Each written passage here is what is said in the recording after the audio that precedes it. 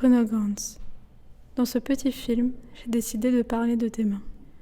Plus j'avance dans ta filmographie, et plus je me rends compte que le moindre détail de ton jeu est intéressant. En me concentrant sur tes mains, je me rends compte qu'il s'agit d'un élément de ta gestuelle très important.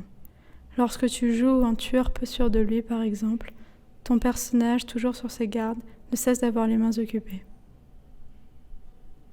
Lorsque ton personnage se sent perdu, c'est comme si tu ne contrôlais plus tout à fait ton corps, dont tes mains, qui donnent l'illusion de ne plus savoir ce qu'elles font. Lorsque tu surjoues une scène ou que tu joues dans une pièce de théâtre, tes mains en font toujours beaucoup, ce qui contribue à donner un caractère fort à ton personnage.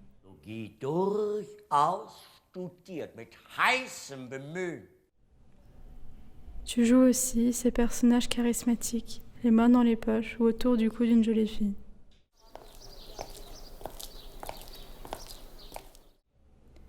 Et puis évidemment, il y a le rôle d'Hitler, pour lequel tu as passé des heures à regarder sa gestuelle pour pouvoir la reproduire à la perfection.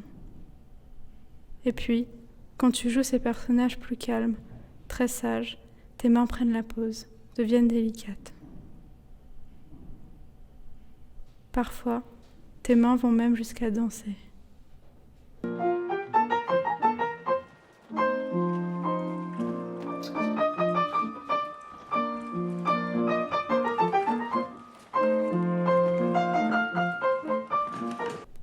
Ou encore jusqu'à aimer passionnément.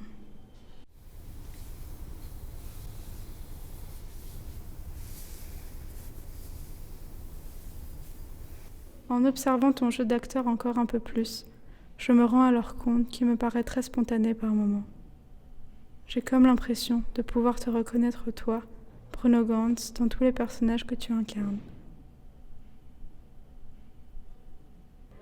Et alors je me sens proche de toi, comme si je te connaissais.